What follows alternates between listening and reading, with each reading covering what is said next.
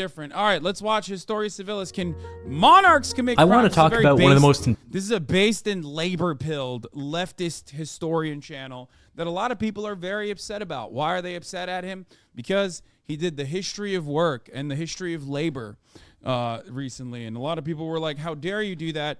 Get this communism out of here. But apparently he also did something on, can monarchs commit crimes? So let's take a look at Historia Civilis' Can Monarchs Commit Crimes? Important trials, human trials, in the history of the planet. It took place in January of the year 1649 before a newly created body called the High Court of Justice. This dude is not a communist by any means. I think this dude is a leftist for sure. The charges: tyranny, treason, and murder. The defendant: the King of England.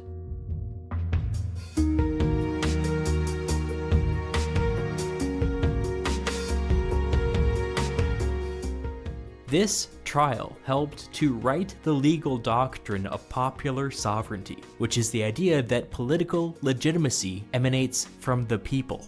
It's a simple idea, but it stood in stark contrast with another legal doctrine, which argued that political legitimacy emanated from God through the institution of monarchy. This was called divine right. Generally speaking, these two ideas stood in opposition to each other. Popular sovereignty was bottom-up, divine right was top-down. This theoretical disagreement over the source of political legitimacy resulted in several centuries You can execute me, troubles, me lord! And one You're of these allowed! troubles was the thing called the English Civil War.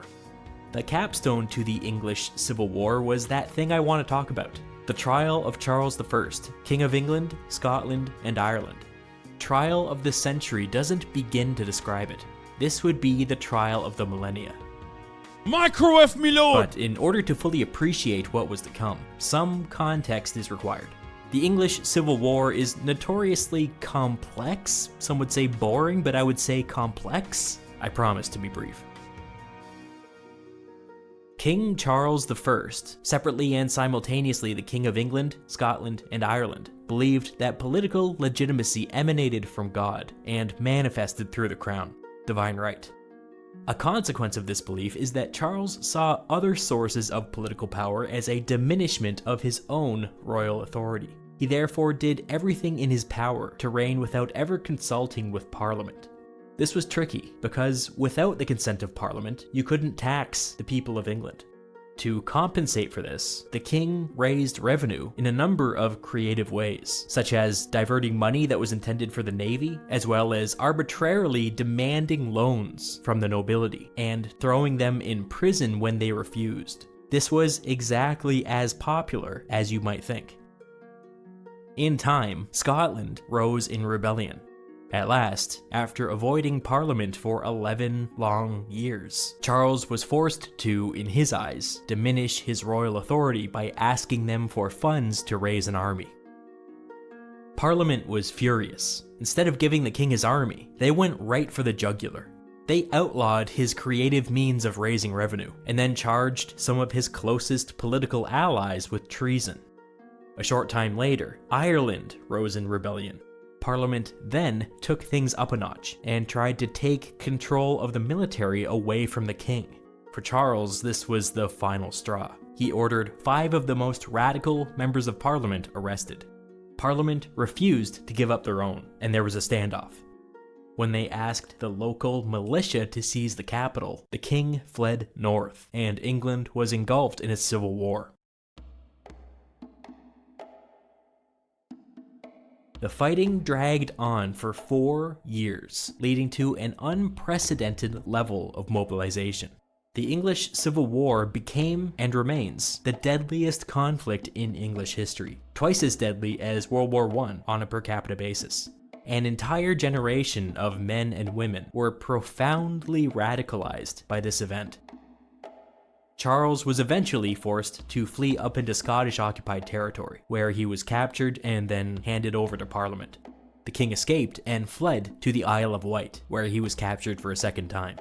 From captivity, Charles was able to convince a sympathetic Scottish army to invade England, setting off a wave of royalist uprisings across the countryside. Classic.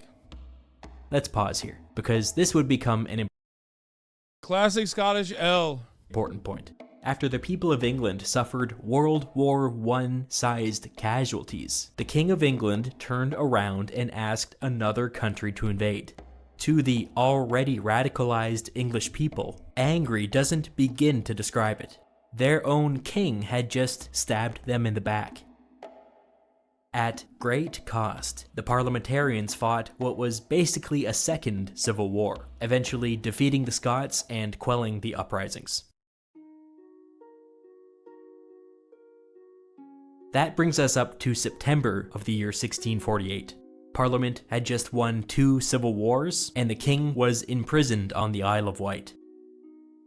The problem was that nobody knew what to do next. Parliament was made up of 2 distinct bodies. Classic the House of Irish Commons W, and classic the House of Scottish Lords. L. And unsurprisingly, As it pertains to given the British context Empire of the Civil War, the House of Commons had been the ones driving the agenda. The Commons was split into 2 factions. The larger of the 2 was the moderate faction, who favored squeezing some religious reforms out of Charles, reducing his political power, and restoring him to the throne. The Independents, on the other hand, named after their desire for independence from the Church of England, wanted to go much further. They had a long list of demands, including a call for a brand new electoral system, where poor people were actually given the right to vote. A radical idea for the time. Boo, You might notice that like there was that. no royalist or conservative faction. The Civil War had seen to that. So the Commons were split between the moderates and the independents, with the moderates running the show. But the really interesting dynamic is that the English army was also split. The officers generally favored the moderates, while the rank and file, radicalized by the Civil War, mostly favored the independents. This made for a complicated political situation. But of course, there were heterodox views within each of these groups, especially within army leadership. Lord Fairfax was the commander-in-chief of the army, firmly in the moderate camp, favoring a negotiated settlement with the king. Oliver Cromwell was Fairfax's second-in-command, and kinda had a foot in each faction. He sided with the independents when it came to their radical religious reforms. He was quite religious himself. But he also sided with the moderates when it came to forcing political reforms upon the king and restoring him to the throne. Or at least that's what he had believed. The experience with the Scottish invasion had changed Cromwell, and he was no longer certain that the English people could trust their own sovereign. Henry Ireton was another high-ranking general, and Cromwell's son-in-law. Ireton favored radical political reforms, which made him an independent. He was a firebrand, and he wasn't shy about speaking out against the monarchy and the nobility. One contemporary described him as having, quote, the principles and temper of a Cassius. Cassius? We actually know what that means. But nothing's that simple. Despite being broadly aligned on policy, the independents in the Commons kept on denouncing Ireton for various philosophical disagreements. For example, the most radical of the radicals argued that private property was an invention of the crown, and so But we if hate that. the Sorry. crown went away, private property should return to the hands of Gross. the people. Ireton disagreed with this. Yeah, I disagree with it too. I think it's good. Very good. Which led to him perpetually being cancelled by his closest political allies. But for the time being, this fighting among the independents didn't really matter, because the House of Commons was controlled by the moderates. They decided to send representatives from each faction to the Isle of Wight to negotiate with the king. This team of negotiators was initially quite successful. They got Charles to agree that Parliament had gone to war in its just and lawful defense, which meant that everybody who had fought in the Civil War would be immune from prosecution. A big win. They also got him to agree to a whole host of political reforms. Parliament would be fully autonomous, with the ability to pick the king's ministers and Isn't property in the hands of people private property? No, they're saying that private property, the concept of like private ownership of property is inappropriate. It's like enclosures. They're talking about enclosures. They're saying that they shouldn't exist. it should be personal property, and the rest should be commonly used by all. Implement their own policy. These were huge concessions. The independents wanted radical political reforms, and it looked like they were going to get them. The moderates wanted to restore the king to the throne in a reduced capacity, and it looked like they were going to get that too. A settlement seemed within reach. But then, the negotiators made a key discovery. The king was an unreliable partner. He would make a big concession, and the next day he would take it back. They were forced to go over the same points again and again and again. The king seemed to be playing for time. When it came to religion, the two sides could not make any progress. The negotiators, particularly the independents, wanted the Church of England to get rid of bishops and become more egalitarian. This, the king would not do. He would agree to a partial set of reforms that would expire after 3 years. He was but nothing more. filibustering in them. This wasn't enough for the independents. A less hierarchical Church of England was central to their ideology. As discussions dragged into their second month, the negotiators began to lose hope. At one point, 2 of the moderates got down on their knees and begged the king to just give in to their demands. If these negotiations failed, they said, the army, full of bloodthirsty radicals, would have no choice but to intervene. They might not bother negotiating.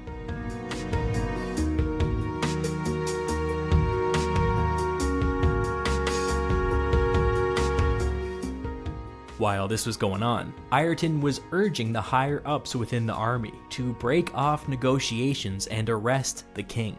Ireton and others worried that the rich people in the House of Commons were going to sell out the poor people in the army by restoring the king to power.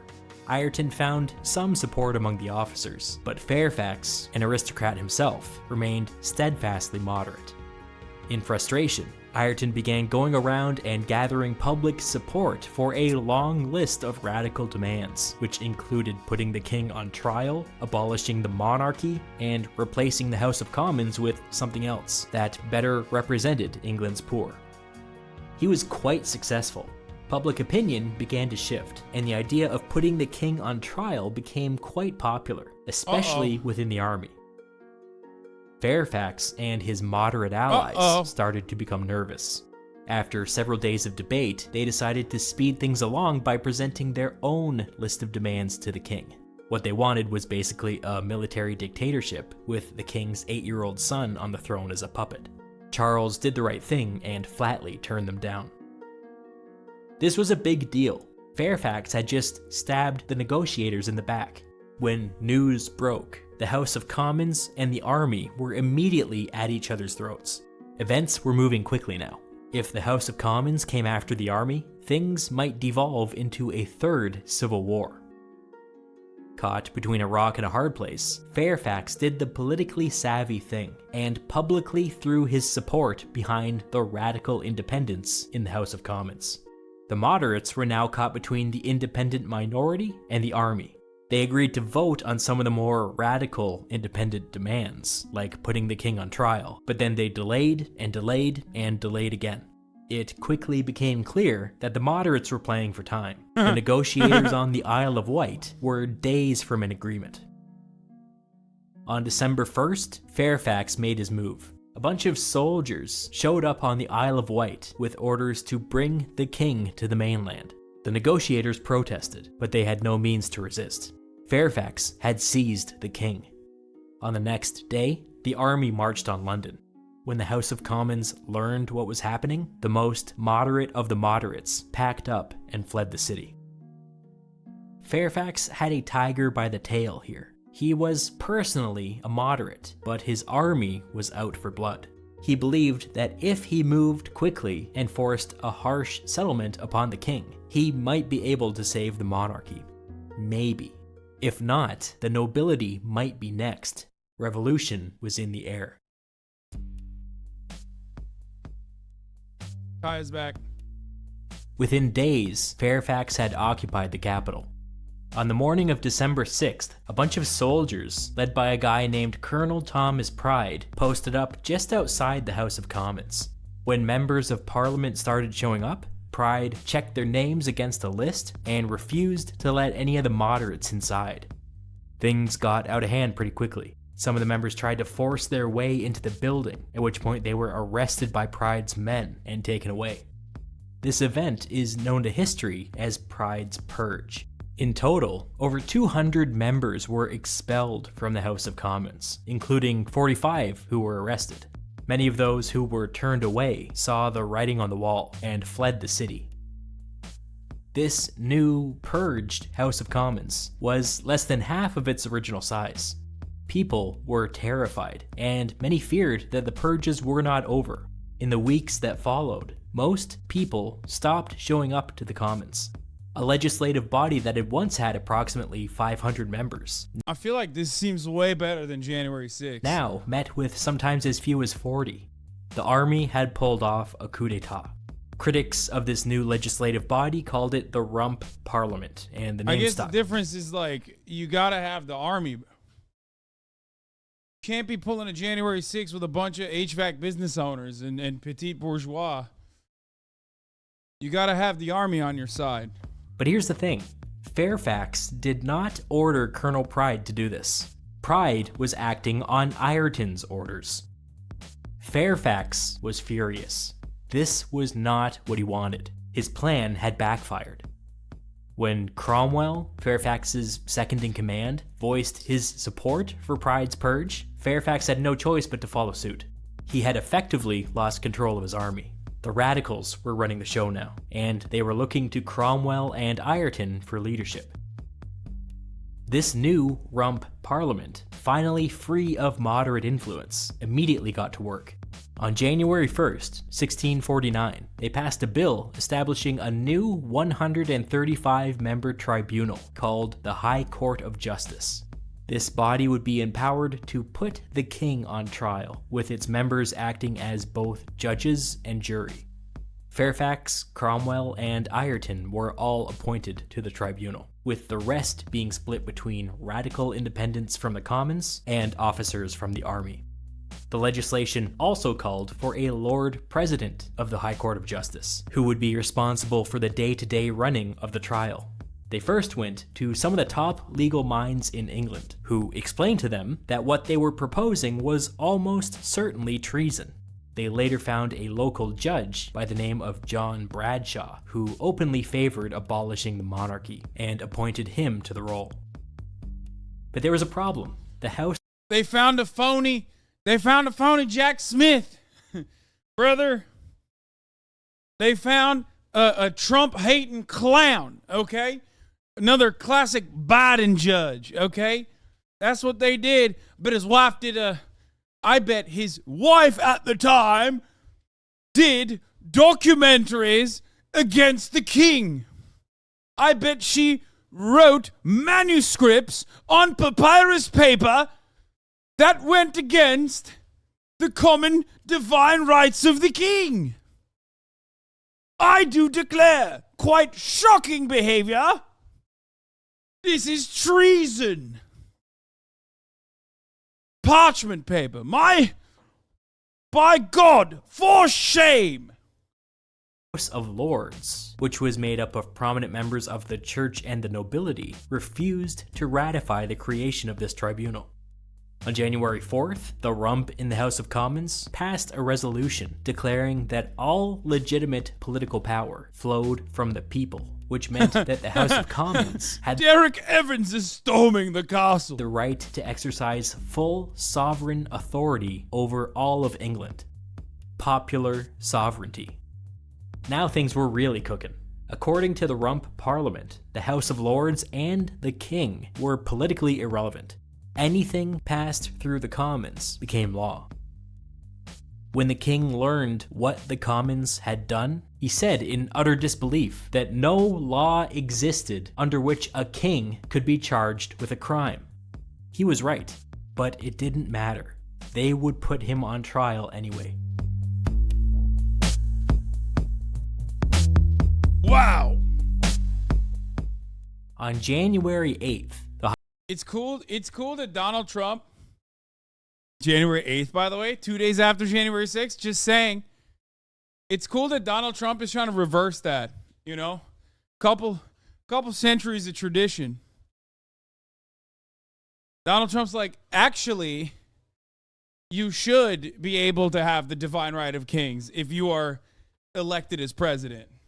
Just saying. The High Court of Justice met behind closed doors to discuss bringing charges against the king.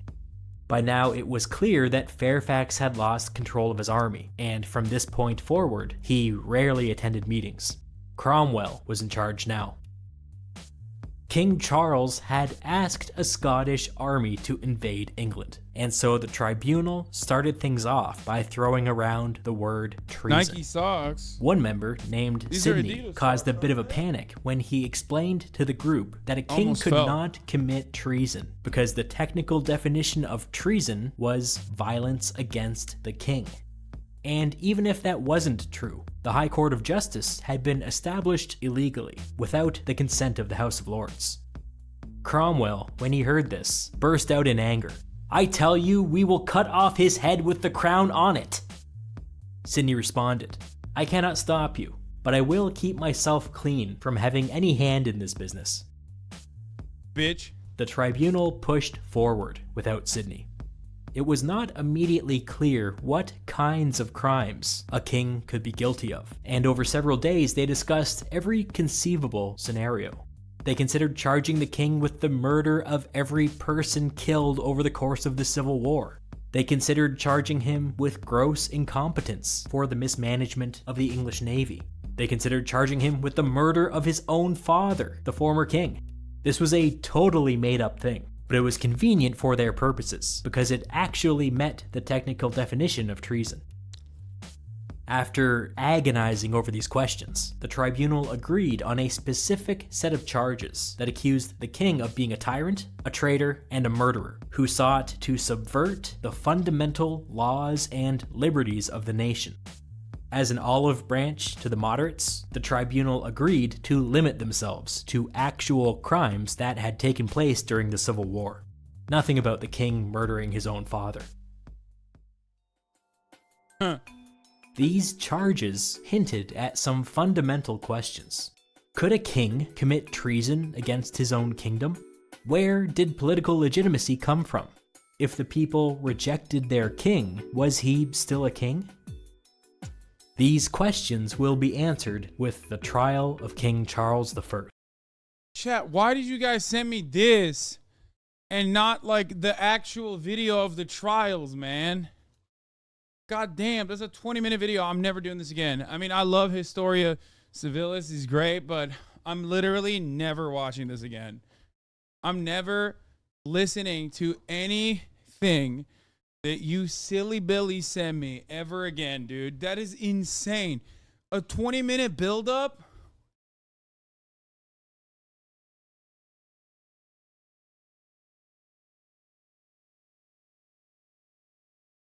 Like,